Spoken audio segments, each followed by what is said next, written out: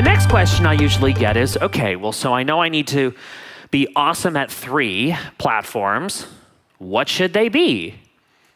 Well, actually, no. The question that I get the most often is, what are your top 3 platforms? So I figured, just to save someone asking that question in question period, that I would tell you right now, what are Phil's top 3 platforms? Not necessarily what your 3 should be, but they'll start to give you ideas on how I've prioritized these.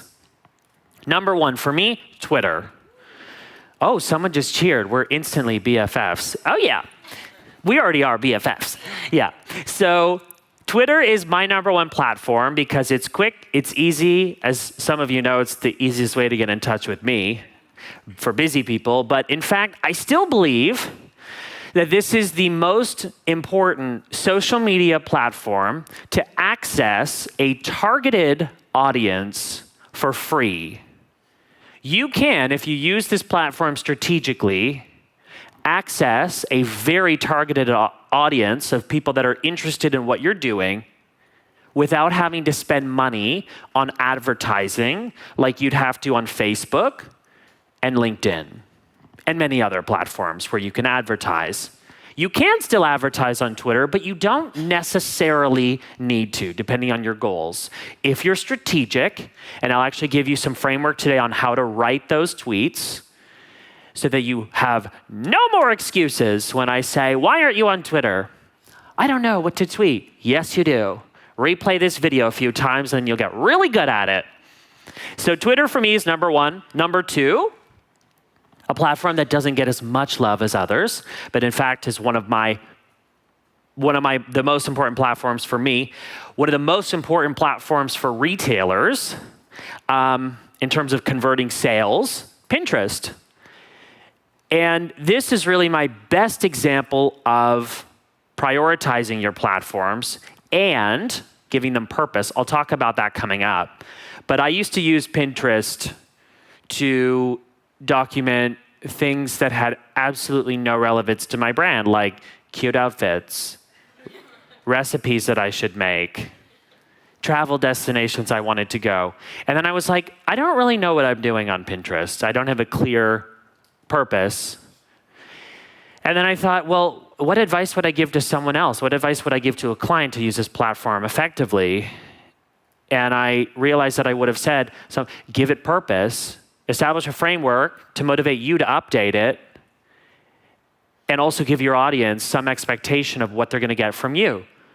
And I don't think, as lean and mean my physique really is, I'm pretty sure people aren't coming to me for workout or diet tips, okay?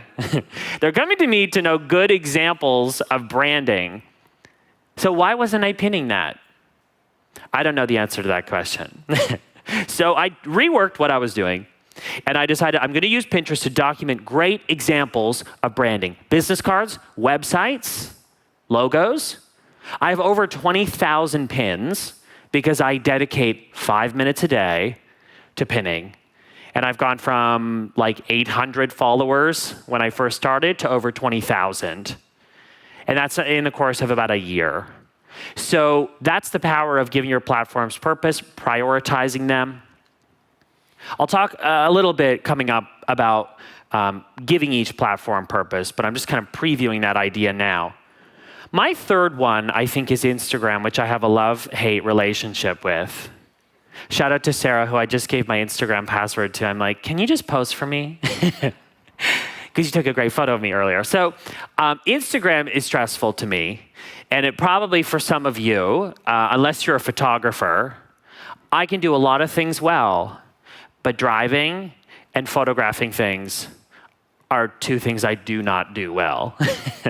So I struggle with this because obviously in the branding world, I have very high expectations of visuals. I have to, or I'll be unemployed.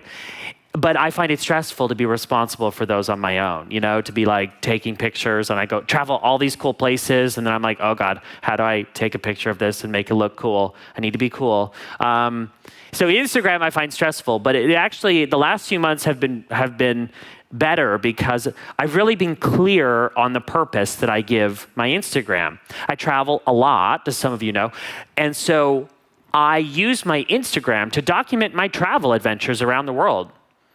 I keep coming back to Full Sail and hitting you over the head with the idea that if you choose your job and your industry wisely, maybe you can do it from home. Or better yet, maybe you can do it from a hammock in Thailand.